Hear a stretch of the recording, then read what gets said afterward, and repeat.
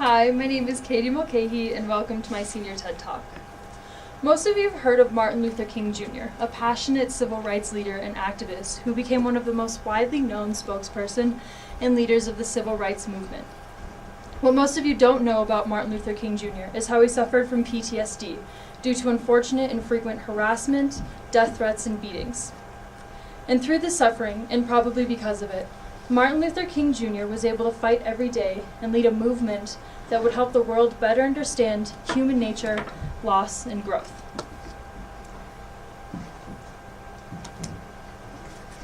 His fight was one of the more beautiful reminders of how trauma can affect us, and a great reminder and example to this day of pursuing what you believe in, as well as what you struggle and are weak from.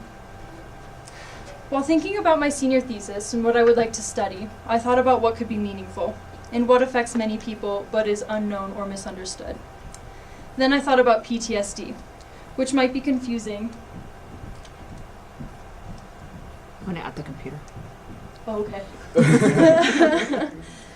Which might be confusing, as most of you in this room probably know what PTSD and who it can affect are. What many people think of PTSD is purely a psychological disorder, and there is a very real physical impact of the disease. Because of this, I chose to investigate what are the impacts of chronic PTSD on cell health and which medical treatments are promising involving this inflammatory impact, specifically in relation to long-term PTSD. Most of us will experience some type of traumatic event throughout our lives. And because of this, exhibit some type of stress-related behavior that will eventually fade away. The difference between us and someone with PTSD is that their symptoms don't fade away and start to disrupt their lives and lives of those around them, as well as secondary issues in an effort to cope, such as addiction. The important idea here is to not let that happen, and to help those struggling with PTSD reclaim their lives and experience post-traumatic growth. This can come in many scenarios, such as using anything they find themselves passionate about and pursuing it in order to release emotions and behaviors that seem trapped within them, as Martin Luther King did when he chose to continue his fight for civil rights. As J.R.R. Tolkien did, over several years after he returned from war with severe PTSD, he turned to writing to sort out his emotions and eventually wrote The Lord of the Rings. Stephen King also turned to writing after he developed PTSD due to witnessing a gruesome death as a child of a good friend hit by a train. Trauma leading to PTSD can come in many different forms and can sometimes stick with a person. The definition of PTSD in psychology is a psychological disorder generated by either experiencing or witnessing a traumatic event.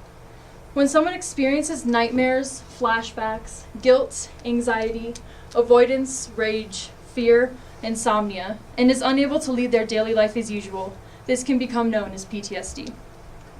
PTSD symptoms are classified into four main clusters, and are 1. Reliving the event, which can take form in flashbacks, intrusive memories, and nightmares. 2. Avoidance of situations associated with the event. 3. Excessive psychological arousal, such as heart pounding, muscle tension, trouble sleeping, and more. And 4. Negative changes in emotions and beliefs. For example, a patient feeling periods of numbness, emotionlessness, and disassociation with things that used to give them joy. Since emotions aren't just ephemeral psychological phenomena, they affect our bodies and our health.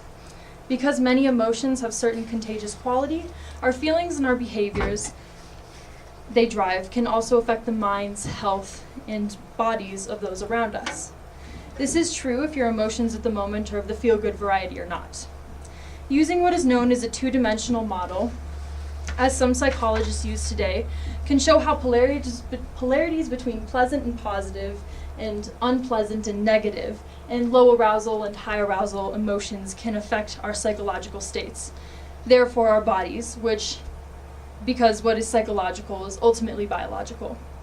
So to give an example, if you feel like elated or enthusiastic, like if you were at a tournament, a sports tournament, and participating in the team and you won, you would have a pleasant, positive, and high arousal emotion. And if you were watching like a sad movie, you would have a low arousal and unpleasant and negative emotion. Stress can be known as a high arousal and unpleasant emotion, When it comes to talking about stress, it is important to note that stress is hard to define, and psychologists chose to define stress as the process by which we perceive and respond to certain events or stressors that we view as challenging or threatening. In other words, stress isn't technically an emotion. It's more of a reaction to a disturbing stimulus. Any type of stressful event can fire up your sympathetic nervous system and trigger a fight or flight response. It's important to understand that stress is ultimately natural, and you experience stress for a reason. A bit of short-lived stress can actually be good by making you active and alert when you need to. For example, studying and focusing for a test. And in your body, moderate stress is able to kick in the immune system into actions and heal bones and fight infections by triggering the release of stress hormones and adrenaline and cortisol. These chemical messengers are what you get when your organ system responds the way they do when you need them to. They're also why chronic stress can really wreck a body and mind. Research has shown that abused children have a high risk of chronic disease, and people suffering from PTSD experience higher rates of digestive, respiratory, and circulatory and infectious diseases. A lot of these negative connections between your body systems and have to do with the fact that many of its most basic functions, like breathing, digestion, heartbeat, etc., are in part regulated by the autonomic nervous system. The autonomic nervous system is a part of the peripheral nervous system that regulates functions you do not consciously control. The sympathetic side of the autonomic system is the arousing side, and it can hype you up when needed, and the parasympathetic side is the one that will calm you down when needed. Both of these systems interact with what is called the brain in the gut, or the enteric nervous system, which helps regulate gastrointestinal functioning. It's the system that explains how stress can cause digestive problems, because when you experience that high of stress stimulus, what happens is a wave of cortisol washes through your body, and your blood wants to focus its energy on going to your muscles and brain so that you're able to react quickly. And in doing so, it partially is able to do this by stopping or slowing down digestion and decreasing its functions. So an anxious mind can lead to an anxious gut. Psychologically speaking, it's important to note that close relatives to stress when it comes to the idea of their effects on the body are pessimism and depression. And those both have also been linked to stress and the diseases caused by it. So struggling with a psychological disorder, such as PTSD, and dealing with chronic stress from experiencing symptoms can lead to a really bad situation. Those are the things. Okay, on a cellular level, this can be shown through a process of how cytokine interact with cells. Taking note that this example is really simple, and there are many different processes and different ways that a cell can end up doing the same task. It's just a simple representation. So taking this immune cell, which has a receptor protein at the top, I guess I can use the pointer, in its plasma membrane, it's looking for a ligand. And a ligand is what stimulates the immune cell pathways to activate once it's bound to the receptor protein. As a result, the structure of the whole protein undergo a change due to the binding. The proteins in the cell undergo a series of chemical reactions, and they finally reach the nucleus. These reactions give instructions to transcription factors in the nucleus to activate specific gene response and produce specific type of cytokine. The cytokine produced then go out and communicate with other cells, causing them to respond in a certain way. This response could be like producing more cytokine, more pro-inflammatory cells, or producing less and getting out of the way for backup immune cells, and a variety of other things in response to inflammation. So through my research, I looked at specific cytokines that various researchers explored, and they were looking at the question of What is happening when a PTSD patient is suffering from an immune disorder caused by an overload of cytokine? And a study done by Hannah Gala and others, quote, found evidence for a heightened inflammatory state in PTSD patients when analyzing spontaneous ex vivo cytokine production. Concentrations of tumor necrosis factor alpha, interleukin 1b, interleukin 6, in supernants of unstimulated PBMCs were significantly higher in PTSD compared to control groups, end quote. So really what this is saying is that there is a spontaneous creation and an overload of cells in people with PTSD due to their high levels of stress. So a few of the cytokine that were mentioned were interleukin 10, which is an anti-inflammatory cytokine and communicates to cells to inform them that there was enough of a positive immune response and no more pro-inflammatory cells were needed. Another cytokine that was mentioned that I'd like to elaborate on is interleukin 1b and TNF alpha. So an easy way to look at these cytokine is to think of them as like managers. They function as pro-inflammatory cytokine and attach to other cells and activate a production of cytokines and proteins depending on what is needed. So, for example, interleukin 1b or transcription nuclear factor alpha can send out signals for proliferation or apoptosis, which is just like multiplying cells or themselves killing themselves off. Depending on what is needed for the immune response. So it's important to note that this only accounts for a small amount of cytokines in the immune system and that this is a really simple explanation for it.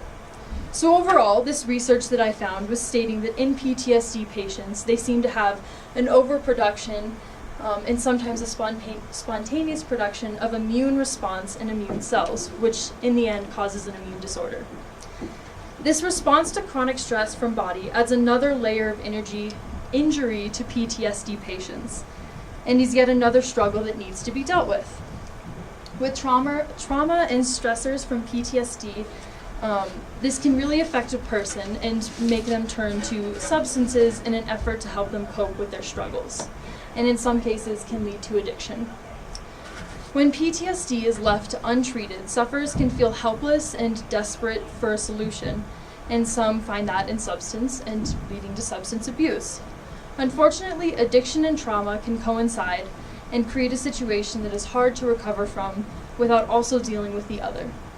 According to the U.S. Department of Veteran Affairs, more than 2 in 10 veterans suffered from PTSD, also struggled with substance abuse, and veterans looking for help with substance abuse, 1 in 3 of them suffered from PTSD as well. And across many studies, a third to half of women in treatment for substance abuse have also experienced rape or sexual assault. So it's very common when these two things coincide. For a long time, psychologists understood PTSD through a lens of fear conditioning, which would cause an unshakable memory of being in mortal danger, and the learned responses from that stem from that memory. Clinicians have also begun to recognize that for the disorder, some can have a type of moral injury, creating the focus to include haunting of not just violence done to them, but something they did or did not do to someone else. For example, a drone operator in the Air Force named Joe, who sat in the American Southwest bunker for 6 years and watched Afghanistan and Iraq. He watched soldiers die, children play, people get married, and people get executed. And when the time came, he ordered Hellfire missiles to strike military targets, people who ultimately didn't know they were even being watched. Although he was half a world away from combat, he ultimately suffered trauma and developed PTSD just like the on-the-ground soldiers. Joe doesn't suffer from fears of his own safety, but still suffers from intrusive memories, nightmares, depression, and anxiety, just like the soldiers do. So why do some victims of trauma suffer from PTSD, while others seem to be able to move on from the event? Some findings suggest there may be genetic predispositions causing some to be more vulnerable than others. Specifically in the hippocampus, The hippocampus function is to file away your memories. And so when someone has a smaller hippocampus, it is believed that they are more vulnerable to develop PTSD, as their hippocampus is unable to file away these traumatic events and put them in long term. So it stays clear and vivid and at the base of their mind. Psychologists also know that context and environment matter. For example, someone who's experienced childhood abuse might feel more ready to experience trauma and difficult events in their life, while on the other hand, they might be more likely to default to avoidance and other symptoms most PTSD sufferers frequently experience. The amygdala and the hippocampus are involved in those classic fight or flight reactions, which, when prolonged, can be really rough on the body. Neuroimaging suggests the trauma, or where the chemical process is set into motion by trauma, might actually damage or shrink the hippocampus. And again, as stated, the hippocampus is the function that files away your memories. So the shrinking and inability for the hippocampus to do that could cause the memory to be associated with trauma and not be filed away. Suffering can feed on itself. Many victims of trauma try to cope with what is called self-medicating, and some can end up with substance abuse or dependence issues. Psychologists define addiction or dependence as compulsive, excessive, and difficult to control substance use or other initially pleasurable behavior that begins to interfere with ordinary life, work, health, or relationships. This could mean over-consuming a drug or alcohol, shopping, excessive exercising, or whatever may be pleasurable for the person. People with addictions may not even realize that they've lost control of the behavior for some time. People with addiction are often stigmatized as pleasure-bound hedonists who have no self-control, but often people compulsively use substance in reaction to stress and other psychological problems. For various reasons, they've been prevented to cope in a certain way or never learned how to. So in this way, addiction itself is often a secondary and more complicated matter of how a person deals with stress, and is difficult emotions and what kind of stressful situations they survived. Much of what makes addiction possible is chemistry, but people are different from their life experience to their biological sensitivities, so people respond in different ways to different drugs and behaviors. Many people can't drink casually or gamble once in a while without losing control, and others simply can. When people in recovery from addiction also have different needs. Some will need to be completely sober and never again touch that substance or do that thing, while others may in time be able to regain enough control to do that action again. Researchers in groups like Alcoholics Anonymous debate whether addiction is a mental illness, like a software problem, related to thoughts, behaviors, and feelings, or whether it is a physical disease, like a hardware problem, related to genetics and biology, or whether it's both, and whether addiction and dependence are the same thing. Either way, it's hard to recover from addiction if you don't get the underlying problem treated. But what some people believe you can't treat one without dealing with addiction first.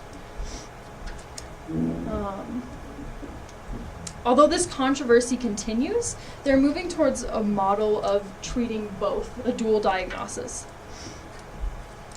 Addiction is rooted in deeper psychological issues, especially emotional trauma like PTSD, and often requires some versions of dual treatment to untangle both issues. The good news is, while PTSD and substance dependence may be distressing and complex, people can begin to heal given the chance and the resources. People are amazingly resilient creatures, and when nurtured with the proper support and practice, we can overcome a lot. With the help of research going on right now, discovering what is going on a cellular level and what can be treated, as well as support from foundations dedicated to give PTSD sufferers peace, and the silver lining to all of this is that some people may actually experience positive change after trauma. Treatment and social support help sufferers achieve post-traumatic growth, also known as positive psychological changes resulting from the struggle with challenging circumstances and life crises. This is in part what Martin Luther King Jr. did, and these other people did. Though they suffered great trauma and loss in their lives, they were eventually able to use those experiences and drive them later in life to pursue projects they were passionate about. And these people now were not only able to help themselves, but many people of all ages around the world. The end. Thanks, Caity.